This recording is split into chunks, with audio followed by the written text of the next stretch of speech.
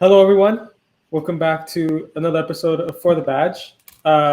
It is episode 11, and we're gonna be talking about actually quite a few things happened recently. We got the UCL draw, we got some World Cup squads coming in, and we got the MLS Cup Final last weekend. So we got some big topics in the football world to talk about. What do we want to start with? What are we doing? I said Brazil. I said we talk about Brazil first. Let's do Brazil. All right. So who has any big impressions? Any criticisms? let me name off the Brazil squad first for those who don't know. So I'll go keepers through attackers. Keepers: Alisson, Ederson, Weverton. I think there's no other options there. Sounds good to me. Defenders: Danilo from Juventus, Dani Alves from Pumas. Which, by the way, he would be the oldest player to ever play in a World Cup at 39 years old. The record is held by a 37-year-old. Alexandro from Juventus, Alex Telles from Sevilla, Thiago Silva, of course, from Chelsea, Marquinhos from PSG, of course, Militao from Real Madrid, of course, and Bremer from Juve, who also, by the way, Bremer doesn't talk about much, but he should be. Midfielders: Casemiro from Man U, Fabinho from Liverpool, Bruno Guimaraes from Newcastle, Fred from United, Lucas Paqueta from West Ham, Everton Ribeiro from Flamengo in Brazil. And forwards: Neymar, what a shock. Vinicius, deserves it. Gabriel Jesus, Anthony, Rafinha, Richarlison, Gabriel Martinelli, Rodrigo, and Pedro from Flamengo. So, yeah, I don't know. What do you guys think? I like it. It's a strong squad. It's a hella strong squad. I mean, attacking-wise, that's scary as hell. I'm not going to lie. It is. I mean, I think. What do you guys think about Dani Alves? I think he's in there just for the record. I'm not gonna lie. But who would go over him? That's my thing. Who would go Emerson? No, I'm kidding. not Emerson. Emerson would be a waste of space. Whoa, not waste of space, but he doesn't deserve to be there. But yeah, I think Dani Alves provides more than Emerson, not footballing wise, but leadership wise in the dressing room. He's seen it all. He's done it all. And if you're going to go to World Cup with serious aspirations of winning it, like they have a good chance this time around, you need someone like that. So I think that's why. I think maybe that's why Dani Alves is there. Over his he still got it. It's not like he doesn't have it anymore. He still got it. I mean, not as well as he used to, but like you gotta he still has something. He's not playing in the MLS or something. He's playing still in the Mexican league. It's still a decent league. It's not like as in like when you go to the MLS, you're like, oh, your career's coming to an end type of thing, like Chiellini type of. Like I'm comparing him like to Chiellini, like Chiellini went, and then it's kind of like okay, his career's over. But he's still getting like quality time. Hold on. So you're saying what you just said right now was the Mexican league is more competitive than the MLS. There's certain aspects where the Mexican league is better, but entirety the MLS is better. But certain aspects where like okay, that I feel like the Mexican league is a little bit better. But I know that's pretty. But MLS isn't a retirement league for European. I feel like it still is. But he went to Mexico. But the Mexican league isn't? Well, I don't really see like a Chiellini going to like Chivas or something. Because no one wants to go there. If you're going to pick a retirement league, you're going to go to MLS. You're going to live in LA, not, Pachuca. But I'm saying like he still faces top quality players in the Mexican league, like young Mexican players. So like I feel like he's doing well. I've seen some highlights from Pumas, so I feel like he's doing pretty well for that. So I think he still has a spring in his step in terms of playing wise. So it's not like he doesn't deserve to be there whatsoever because he can't play anymore. So that's all I'm saying. But yeah, I think I agree with Diego though. I think leadership wise, he's probably the best candidate to lead them. It's kind of like Rafa Marquez in the 28? Was he in the 2018 squad? No, I think he was. No. Was he? Wait, was he? Yeah, I think he was. He just did. Yeah, it was. He went to the 2018 World Cup. I'm pretty sure, but he didn't play. He only played in like one game in the third game or something as You're a right. sub. He was in the 2018. It was just for leadership because of like his experience. So it's kind of like I feel like it's gonna be like that. I mean, he might play, he might not, but I think it's just there for leadership. A send off kind of thing. Maybe. Yeah. Another thing I was seeing was people were saying, mainly Premier League fans because it's a Premier League thing, but Joelinton was left out, who's been very impressive for Newcastle, and Fred, who hasn't been so impressive for United, was brought in, and they both play the same position. So, some people were saying that Joelinton was robbed and that Fred was lucky to get in. I agree. What do you guys think? I agree. I think Fred's in there because he plays for United, or he sits on the bench for United. Joelinton, I think, deserves it more. Definitely, you said he plays the same position. It's like he's had a huge resurgence from the flop of a signing he was for Newcastle, and they moved him to the midfield, and he's like killing it, and he deserves to be in the side. And if he's going to be killing it at the same time in 4 years, so I don't know if we get a chance to be in the World Cup again.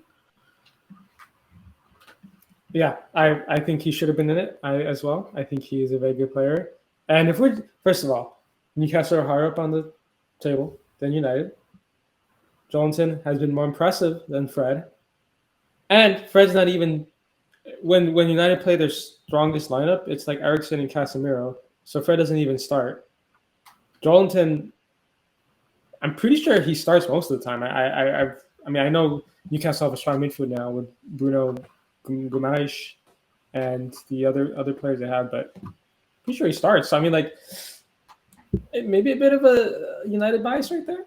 Maybe a manager liking players that he's just chosen before. Who knows? But Southgate kind of moment. Yeah, but you could argue Fred fits his scheme better than the other. Well, guy. I don't really know the scheme too well. So exactly. But you could since we don't really know what Brazil play, Fred's there because he plays in that better role than the other guy. But I'm not too sure. But what about Roberto Firmino being left out of the squad? Oh, that's what I was thinking of too. I couldn't think of a name. Some people are saying Richarlison should have been dropped and Firmino taken. I saw on Twitter, but I know Diego has a strong opinion about that No, absolutely not. Absolutely not. Richarlison has been starting for Brazil, has been the number 9 for I want to say several months now, and every time he impresses. And obviously people are showing the stats. Oh, Firmino has 4 goals and 3. I don't know. He's doing well this season. Richarlison still has, I think, in my opinion, the edge when it comes to the World Cup squad. I know Firmino's doing well at Liverpool, that's fine. But when it comes to the World Cup squad, what they need a finisher. And Firmino, he likes to drop deeper. He likes to link play. They have a Neymar. Neymar loves to do that. Neymar loves to drop deeper. I think you need a striker who's going to who'll do the dirty work. Who'll get in there, make the tackles. Who'll rile up the opposition, maybe get people mad at him. That's Richarlison. And he the coach gave him the number 9. So he trusts him. I'm with Richarlison. I think that's fair. Now, if you want to argue Firmino over someone else, sure, whatever. But Richarlison, I don't think so. Okay, fair enough. What about Emerson Royale? That's fine. Okay? That's fine. That's Leave fine? him out. All right. Leave him out. Leave him out of Tottenham squad. Leave him out of football. Get him out of my club. I just want to check in there because I know he plays for Spurs. So I was like, that's fine. Danny Elvis. I just want to add real quick about Emerson. We played Liverpool. It was Emerson versus Darwin Núñez on one side. It was the most chaotic 1v1 in football I've ever seen. Neither player knows what they're going to do next. They don't know what's going to happen. They don't know if they're going to make a good touch, if they're going to play out of bounds. It was incredible. It was incredible. I saw that one cross that Emerson had, or the attempt at a cross, and it just I think it went out of bounds, or it just went way beyond. My club. Please stop playing him. So sad because he has so much potential. He's so technically he's so good. It's just there's no role that suits him in football. The thing is, he's not good. That's an oxymoron. He's so good, but there's no role that he can play. Elijah's right. He is good. He's just not a wing back. He doesn't know how to offensively contribute to the game. If he just played right back, purely right back, he'd be fine. Defensively, he's very solid. So he'd be a perfectly okay footballer, if not good, if he played right back. But we play wing back. So when Conte has him on the touchline, asking him to put it across to Harry Kane, and he hits the corner flag, that's when it gets bad. That's when it's bad. He's So a that's good my problem. footballer when it's like a five-a-side game. Apparently, that's what we're gonna go with. Five-a-side. He's on a random five-a-side pitch with some people. That's when he's pretty Yeah. good. That's my rant over the thing. Thank you for that one. I'm trying to think if there's anyone else Yeah. left out. Mateus Cunha. Yeah, I mean that's fair. Coutinho, But but that's that's not surprising. Coutinho's hurt. No, Gabriel from Arsenal, he's center back. injured. Coutinho's like injured for the whole World Cup. 7 to 10 weeks. Oh shit. Gabriel, that's right. That's another one. I mean, they have But so many good center backs. Like He doesn't come in over any of those. Yeah, I mean, he can come Marquinhos, not on the Thiago. bench maybe. Yeah. It's just rough. I feel he's playing well. I feel like it's a bit rough, but He's playing well, but he doesn't. I don't think he deserves it more than Thiago Silva, Marquinhos, Militao, and Bremer. yeah, but you could also just say like, oh well, Danny Alves took a spot there. I know they played completely different Yeah, positions. but that's a fullback spot. But like at the same time, it's like there's not really like in World Cup squads and like there's not really like a designated like you need this amount of No, fullbacks, but I mean, it's what so- the manager wants. Well, like if Yeah. he wants more fullbacks, then because he has 4, right? That's two for each side. So Yeah. Well, I mean, I think how looking at the squad they submitted on paper, does this impact you guys' predictions for winner of World Cup? Because I know it has for a lot of people, and on paper, No. arguably on paper, No. they're the best looking team by pure name. I think Argentina's winning. That's why I'm wearing the kit. But Andres, No, I mean I don't have them winning it, but I mean it's a strong squad. Don't get me wrong, but like on paper it's strong. Are they going to play well together? Yeah, obviously, because this squad's been together for a long time.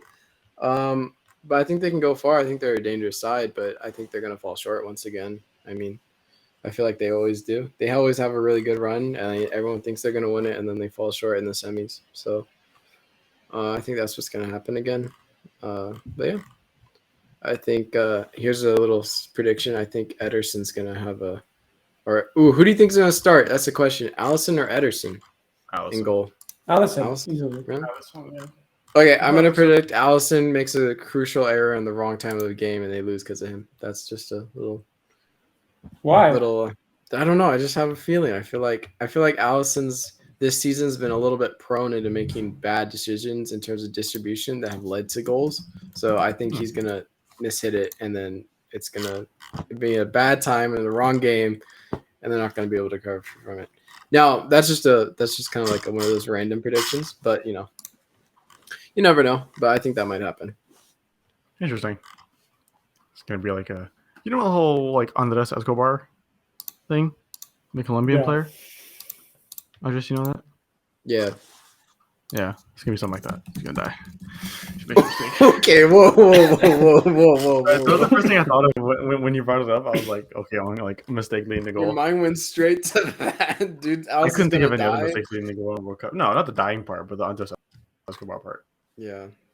R.I.P. Yeah. All right. Didn't deserve it. All right. Well, do we move on to the UCL draw that just released? I mean, this morning for us. UCL draw released this morning. There's no other World Cup squads announced. We're assuming they're going to be announced. I assume the rest will be announced like this time next week, like maybe next week. Because you got to let the players know beforehand. Well beforehand, so I feel like they'll get announced. Most of them will get announced by the end of the week. Very true. Very true. All right, let's go on to UEFA Champions League draw, round of 16. It seems there's a couple interesting matchups. I'll just list off the matchups. RB Leipzig against City, Club Brugge versus Benfica, Liverpool versus Madrid, AC Milan versus Spurs, Frankfurt versus Napoli, Dortmund versus Chelsea, Inter versus Porto, Paris Saint-Germain versus Bayern. All right, let's start with the first one. RB Leipzig versus City. I think it's pretty obvious who's going to win that one. I think City's going to win that. I think they will as well. But don't write off Leipzig. They're a very good team. That City can struggle against. I think they played them in the group stage. Was it last season, if I remember correctly? And I think they lost the game. They lost one of the group stage games. Don't quote me on that. but I want to Looking say it that's up. what happened. I'm quoting you on Look it. it up. Either way, I remember them for sure giving City a tough time. And they have Christopher Nkunku. I know that's the obvious player on Leipzig's team, but The GOAT. they have some other good players. The GOAT. They're a good team. They're a good team. That's true. There you go. But I think overall City could just still be able to come away with a solid win. Okay, so City, last time they played each other in the group stage, City won 6-3, but Leipzig had a red card, and then the next match, Leipzig won 2-1, but City had a red card. City got, to be fair, it didn't really matter because City got a red card in the 82nd minute, but they scored both of their goals beforehand, so it didn't really matter. And then, hold on, let me check their red card. Also, but for the City goal, so City scored 6 goals, but their striker and Cuckoo scored a hat trick that game, but they got a red card in the 79th, so it didn't really matter. The game got pulled away. It looked like pulled away from them in probably I'd say the second half, early in the second half. So I think it could be right. It could be a close game. I think with Holland, it's a different story, though. I think it's a Holland masterclass again. So I think it's going to be an easy aggregate score for them. I could be wrong, but no offense to RP Leipzig fans, but I think it's a easy one for you, City. All right, Elijah, what do you think? Yeah. Oh, sorry. My computer is bugging the hell out. I don't know if you guys could see that. For the past I minute. did. Okay. That's gonna look great. I think City should win, but I'm not, like you guys said, I'm not counting Leipzig out. I think Leipzig can do something.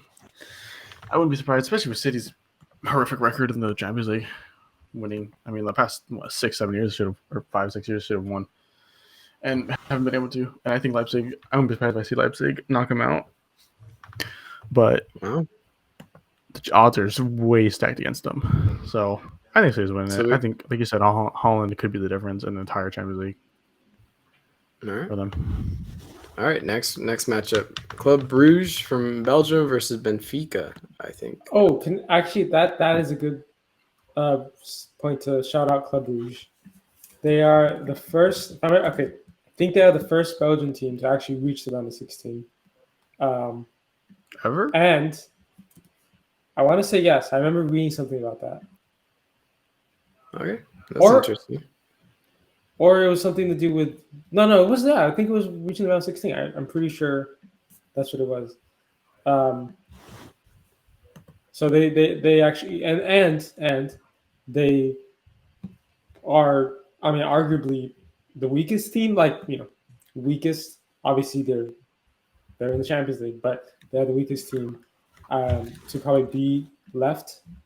And I'll probably still put Benfica over them. But I do want to give a shout to Club Brugge. I think as a team like them making it this far in a group with Atletico Madrid and Leverkusen and finishing above them for second is quite impressive. Agreed. With this newfound knowledge, I'm going to say Cinderella story. Bruges is going to beat Benfica and move on with this new information I've learned. Are they? That's Am I right? prediction. Are they the first Belgian team? I have no idea. But I just the fact that I forgot what group they came out of, and then when she said, I was like, oh shit, yeah, okay, they're gonna win it. They're gonna go on and have a story, have a good run. I'm gonna let Diego look that one up. I feel like he's already ahead of me. I type slow. No, only the second Belgian club. Still Cinderella story. Yeah. Let's go Club Bruges. All right, Elijah, sorry to cut you off. What's your prediction? Benfica. Okay, Benfica, Club Bruges. Yeah, I like Benfica. Who doesn't like Benfica? That's true. You can't really hate Benfica. Unless you play them, then that's when you hate Benfica. Accurate. I did a Portuguese football manager save, and they're my biggest enemies. But what, they beat you every time?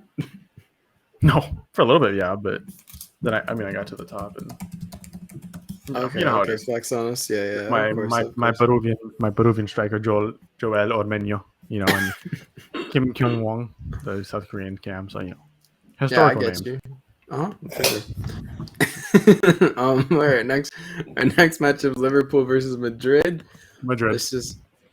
Oh, I was about to say Yeah, it's going to be Madrid. our most interesting Madrid. matchup yet, but yeah, it's pretty obvious. We're gonna see Madrid dominate Liverpool.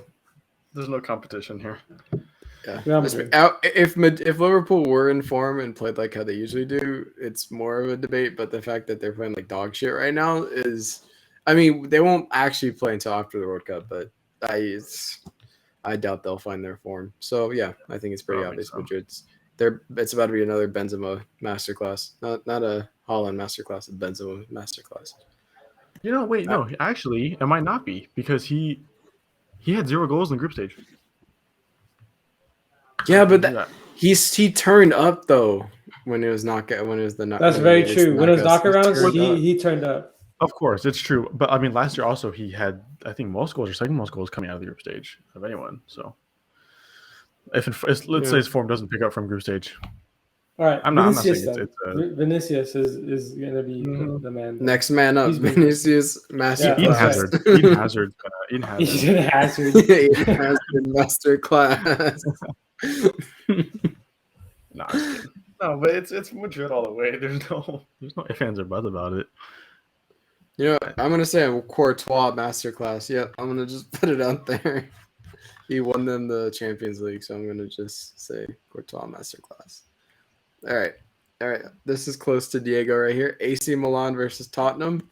An unbiased opinion. Go, Diego. Go. I wanted to say I think this is a very fitting matchup.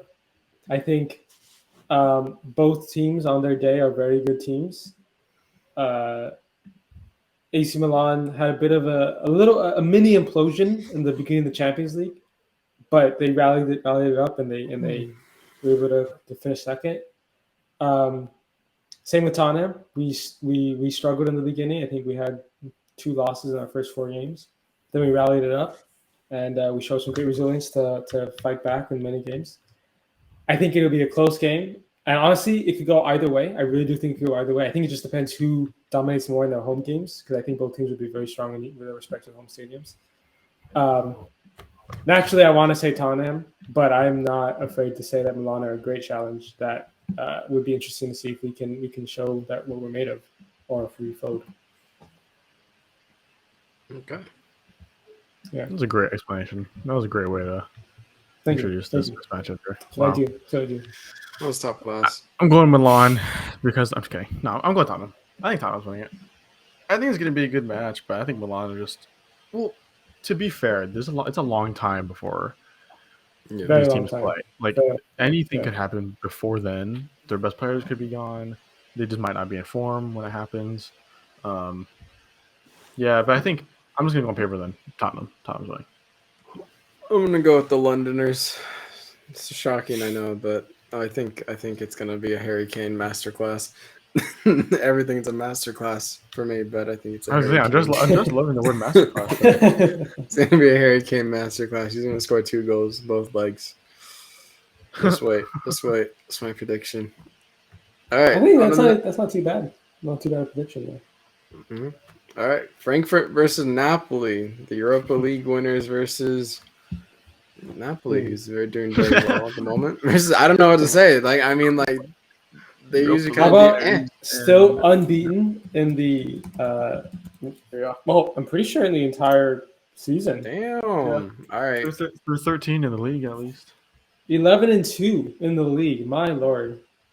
Most goals scored in the league too. Lozano out here. He's doing bits. Just kidding. He's doing okay.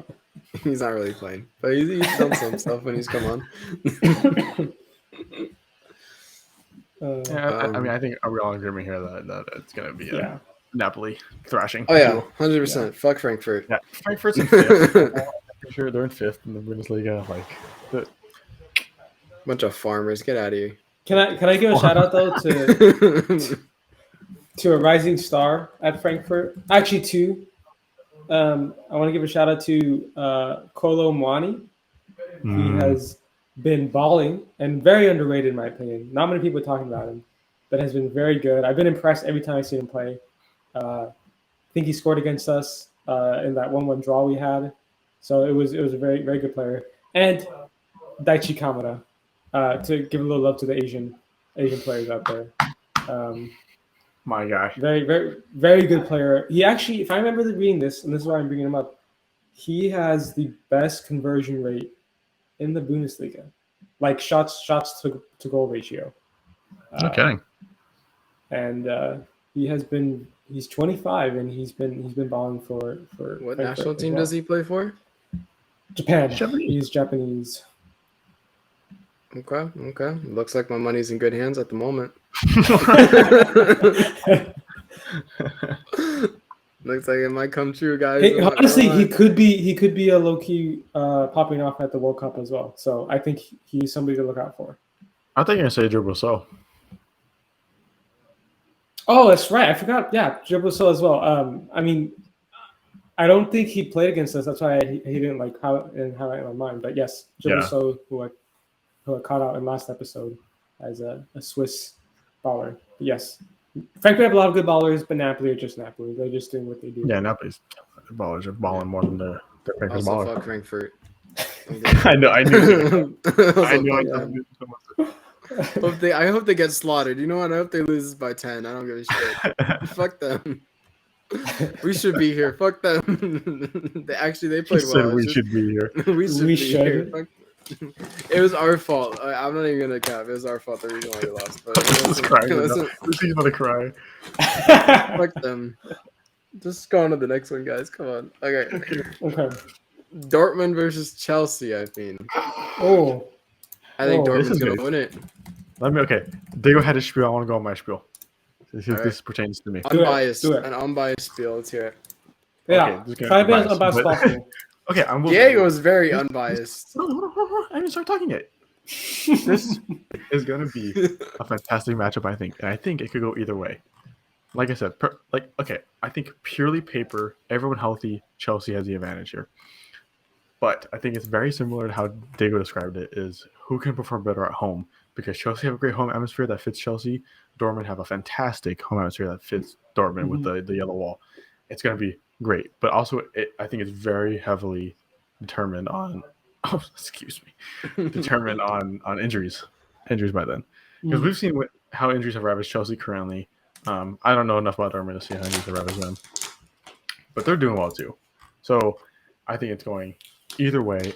Like David said, I'm inclined to picking Chelsea.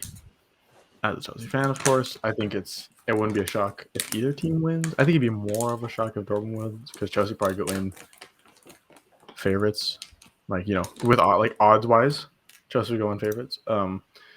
But I wouldn't be that mad because Dortmund are a great team. I love Dortmund. I've seen it play against LAFC before, so yeah, they're fantastic. I'm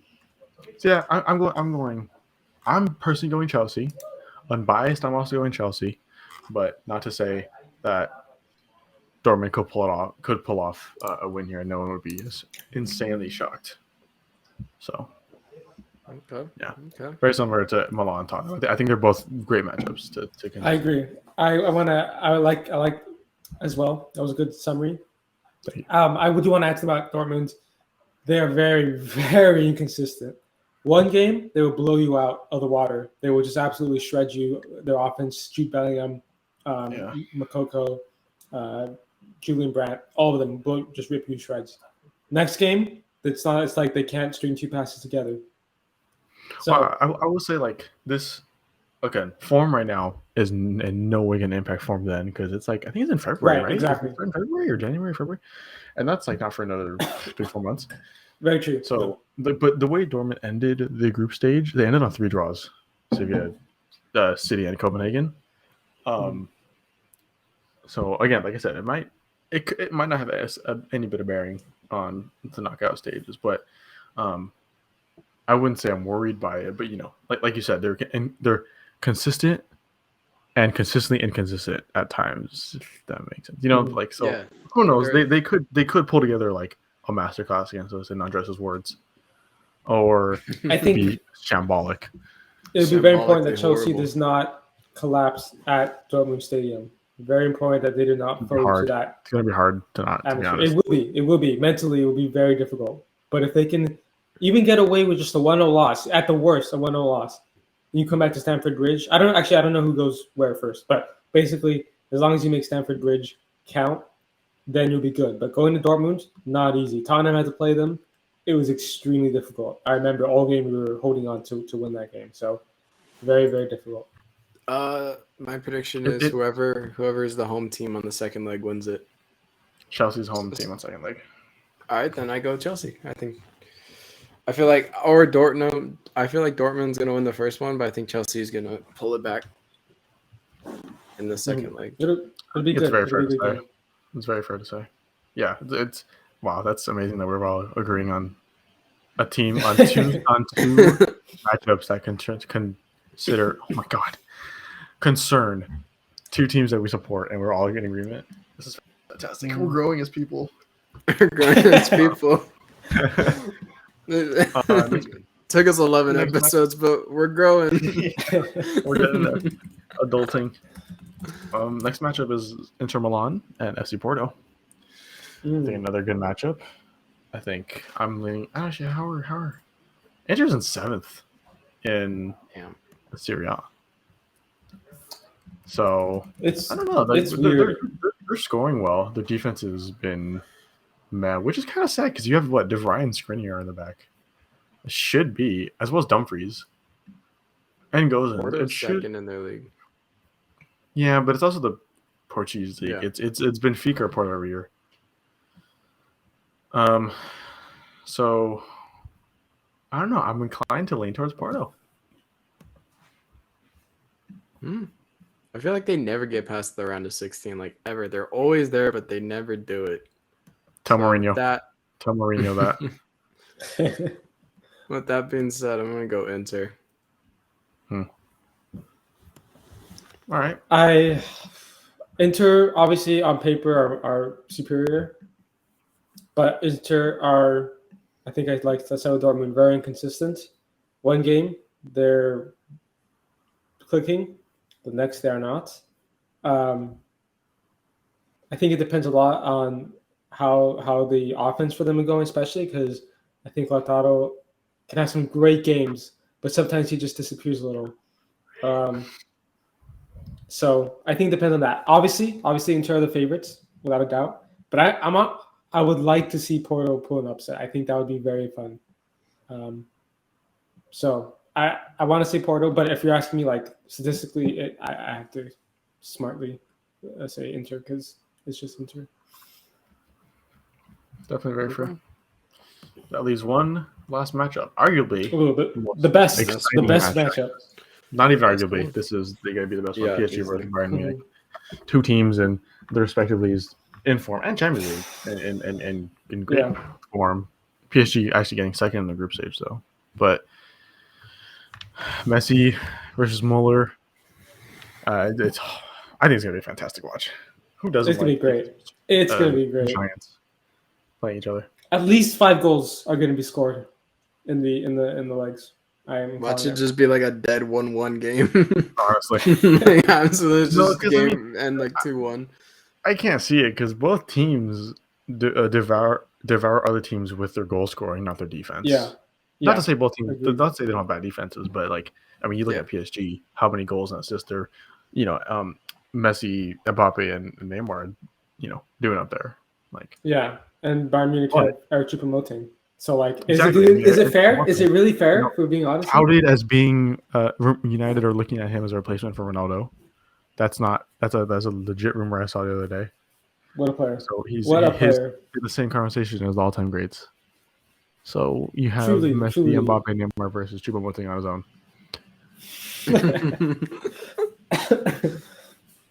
But with all that being said, I'm going PSG. Really? I was gonna go Bayern. Interesting. I'm gonna go Bayern too. I think Bayern a Mane masterclass. Mane masterclass. I was gonna say Musiala. I think Musiala has been so good, so good every game. Like obviously Muller and Mane and Sane and all of them are great. I love Muller. I think Muller is very, very underrated. But Musiala has been so good. I don't know if you guys have seen anything about him. Maybe you just seen like him scoring goals, whatever. But he's so much better than just that. The way he dribbles past defenders, he is truly going to be. It's a work of art. It's a work of art. It is phenomenal. Phenomenal player. Still young, so he still has a lot to learn. Don't get me wrong. Not every game, he's not always at his best, but I think he's a very good player, and I'm gonna go Bayern Munich. All right. There you go. Well, those are our round of 16 predictions then. Very good. I'm sure we'll do the same thing the next round, quarterfinals, when it comes up. But one thing I want to say is I like the availability of smaller teams and their chances of moving upwards. That being Porto, Bruges, Benfica, Leipzig, Frankfurt. No, Frankfurt got no chance. Zero chance. Take him out of the conversation. Take him out of the context. But the other teams, I think it's. You're a club, get them out of here. Yeah. Don't know who they are. Send them all the way back to the Conference League if you could. Back in the alleyway. They don't deserve to be here. Yeah. Yeah, I think it's good. I think it's going to be good. It's going to be an entertaining season, of course. I'm interested to see how all teams in Champions League and in the respective leagues, how they come together after the World Cup. Yeah. And what that does to some players. Because there's going to be injuries, inevitably. To potentially some key members of these teams. Excited to see that.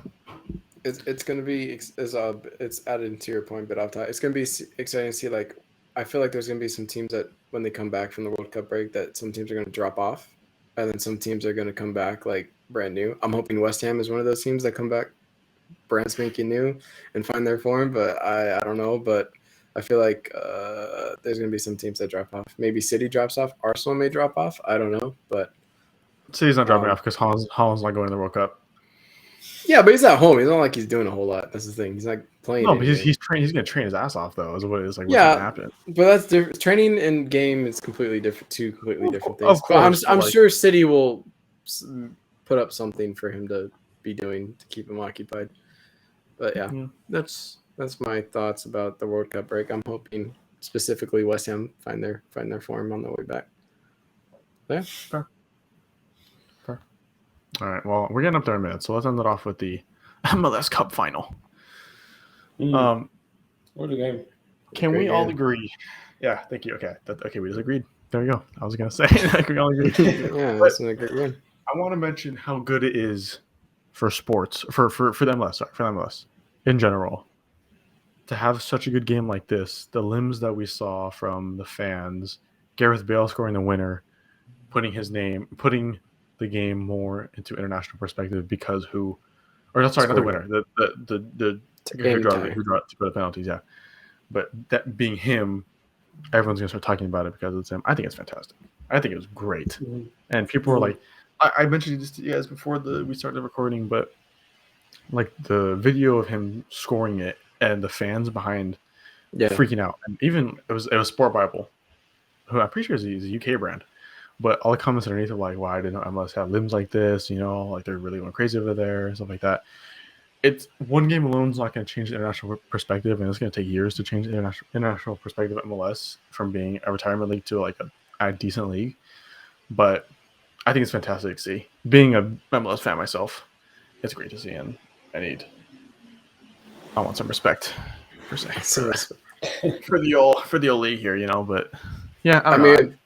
In general, it was a great game to watch. MLS or not, if that happens in the FA Cup final, it's going to be time to It's crazy, yeah, 100%. That was a great game. I want to add. Oh, go ahead. Oh yeah, I was just gonna add Elijah's point. It's nice seeing how. I mean, it's LAFC 3252. They're probably the most dedicated fans in the league, so it's no surprise the limbs that happen.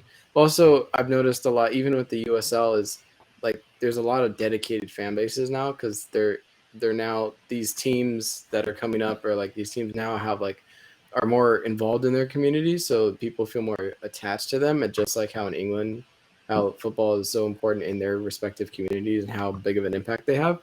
And so I feel like now a lot more people are seeing that and the American side. So there's more dedicated fans there than there used to be, and it's just bigger now. But yeah, the limbs were crazy. Atmosphere, I can only imagine if we were there, that'd be sick. The atmosphere must have been crazy for fans and players. But yeah, it was a great game. Defensively, not the greatest, but I mean, it doesn't matter. It was a great game to watch because of it. So yeah, that's mine. I would like to say Gareth Bale, one of the greatest clutch players of all time. I don't know if you guys. I don't know if you guys seen it because I'm a Spurs fan. I have seen it. There's this goal he scored against West Ham when he was with us. Very late on, way out from like near like beyond the penalty box, beyond the 18-yard box. Incredible. It was like the 89th minute, the 88th minute to win it. Like it was like a 4-3 game. It was a crazy game. Before Andres says anything, let's not make this a West Ham topic, please. Let's not make this a West Ham debate. No. I wasn't. No, I know. I'm saying Andres. Yeah. I'm telling Andres, let there be no rebuttal. This is an MLS topic right now. Thank you. So no, there's no rebuttal. Don't worry. We lost again in the 93rd minute. It don't matter. What I'm basically saying is he has a history of coming up when it's needed, even when he was Real Madrid. And we all know he didn't really enjoy the end of his time at Real Madrid. The fans weren't the greatest to him, and he kind of didn't really want to take their shit. So he was like, whatever. Even then, even when he wasn't at his most loyal, he still came up with a bicycle kick in the Champions League final to put him in the lead. Like, this man has done it everywhere, and he has to be one of the greatest players of all time. He has to be. Yes, he dealt with a lot of injuries. So that took away a lot of his career that he could have maybe been playing. And yes, he sat on the bench a lot at Real Madrid near the end of his days, so as well, it took away a lot of his time. But in the short time that he had, in his prime, he was probably the fastest player in the world. Strong, had an amazing shot, could shoot from anywhere outside the box, curl it. He came back to Tottenham, 30, 31, 32. People were saying, fitness isn't there. He still scored like 14, 15 goals in all competitions. He still had, his technique was still levels above everybody else. Yes, fitness-wise, he was a little not there, but everything else, he still had it.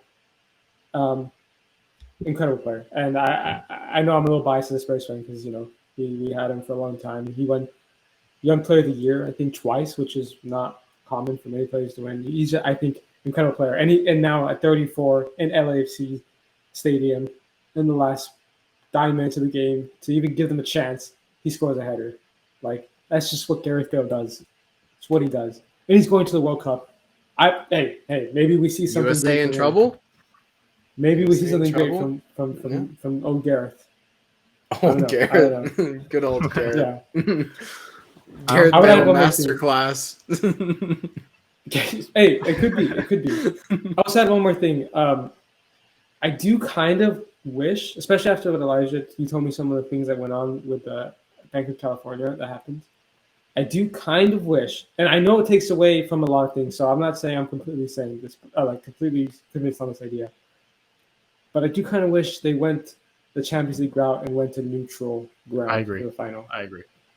I agree with 100%. that.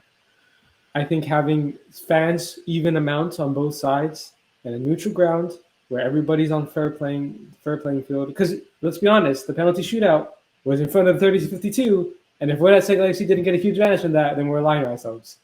So, do I think it would be fair and probably better for it to be neutral ground? I do.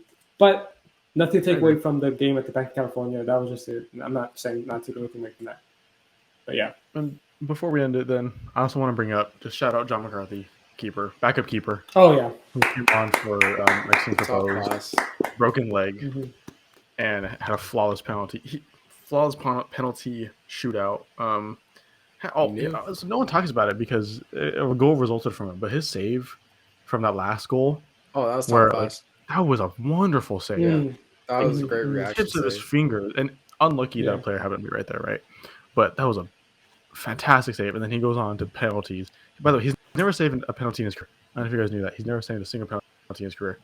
Good story right there. I mean, honestly, I texted from Philadelphia too, who got replaced by Andre Blake, and comes on and beats him in the penalty shootout, saving 2 penalties with one going over and winning. And Andre Blake is goalkeeper of the year. And he was goalkeeper of the year this year. Yeah, he did. Which I'm not saying he should have been. Andre, Yeah, I feel definitely. like goalkeeper perspective, Andre Blake didn't play his best game ever. I feel like He the two goals. played a good game, but Yeah, no, he had his moments, especially in the first half. He kept Philadelphia in it, but I feel like the Gareth Bale goal, he should have done better on it because he got a whole hand on it. Like, don't get me wrong, great goal, but like I feel like from a goalkeeper's perspective, he should have saved it because he never set properly, which didn't allow him to get that power he needed to palm it away. So if he sets, he saves it, but he didn't set because he was still moving. So he didn't get that opportunity to save it. And he probably knew that. They'll probably watch the tape and be like, should have sat here. And PKs, great PKs by LAFC. The last one they scored, he knew he should have had it the way he reacted. yeah. And so, but I mean, it's just one of those one of those games where like it just ain't going your way because literally the momentum completely shifted once they equalized. So it's one of those things. But yeah, the keeper for LAFC stole the show.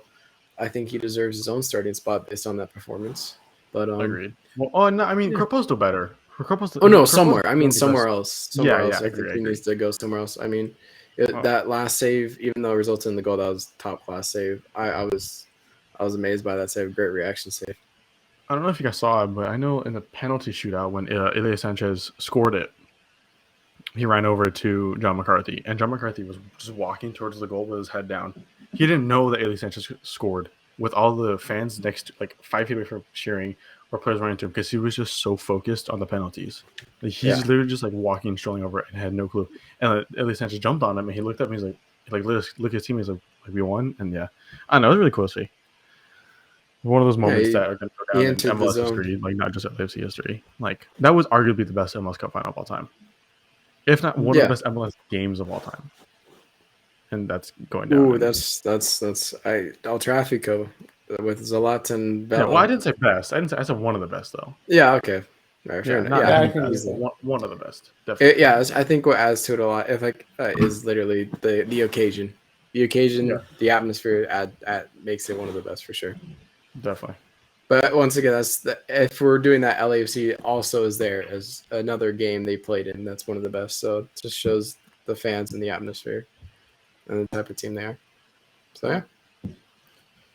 Well, we'll call it there then for the 11th episode. If you made it this far, hi dads. Thank you for. I don't even know how far my dad watches. He might not even watch at this point. Well, if anyone's watching until this point, little sneak peek. Next week is going to be our World Cup prediction, so stay tuned for that. But yeah, that's our next video. So anyone who stayed to this point, enjoy that part. Look forward to it. But yeah, thank you guys for watching. Please like and subscribe if anyone's here. And peace. Sensational.